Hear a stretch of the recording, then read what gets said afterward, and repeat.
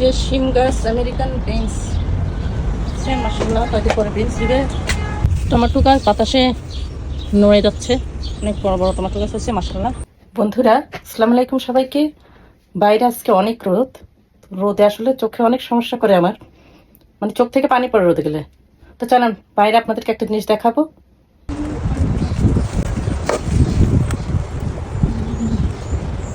এখন আমি একটু গ্রিন হাউসে যাচ্ছি। গ্রিন হাউসের ভিতরে অনেক প্ল্যান্ট আছে, দেখেন বড় হয়ে গেছে।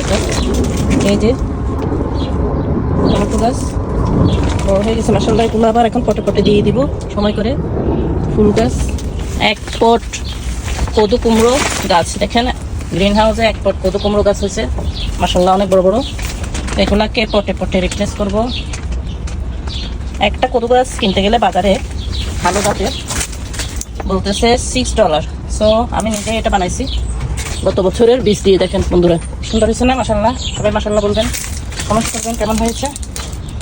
এই কদু গাছ এবার আমারও কিনতে হয় নাই, মানে সেফ হয়ে গেল।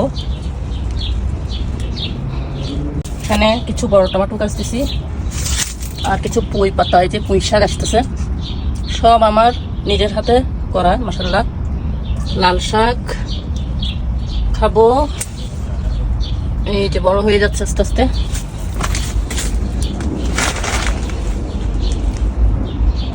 টমেটো গাছ বাতাসে নড়ে যাচ্ছে, অনেক বড় বড় টমেটো গাছ হয়েছে মাশাআল্লাহ।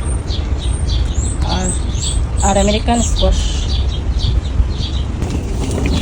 কদু গাছ, কদু কুমড়ো গাছ অনেক হয়েছে এক পটে, আমি নিজের হাতে লাগাইছি এগুলো, চারা বুনছি। এখানে টমেটো গাছ, লাল শাক বড় হয়েছে, লাল শাক টমেটো, এখানে একটা বড় কুমড়ো, কিছু পুঁই শাক আসতেছে, পুঁই শাক। আর এই তো ফটফটে গাছগুলো রিপ্লেস করে ফেললাম, টমেটো গাছ ফটফটে সব দিয়ে দিছি। এখানে একটা টমেটো গাছ দিয়ে দিলাম, সব গাছ রিপ্লেস করে ফেললাম গ্রিন হাউস থেকে।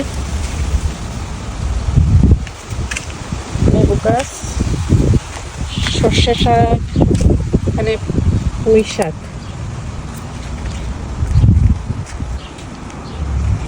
পুদিনা পাতা, এখানে বড় একটা দিয়ে দিলাম আমেরিকান স্কোয়াশ।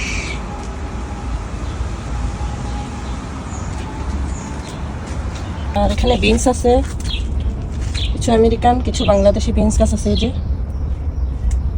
আর এখানে এক জাতের ছোট স্কোয়াশ, এগুলো আমেরিকান ছোট স্কোয়াশ। আর এখানে টমেটো গাছ,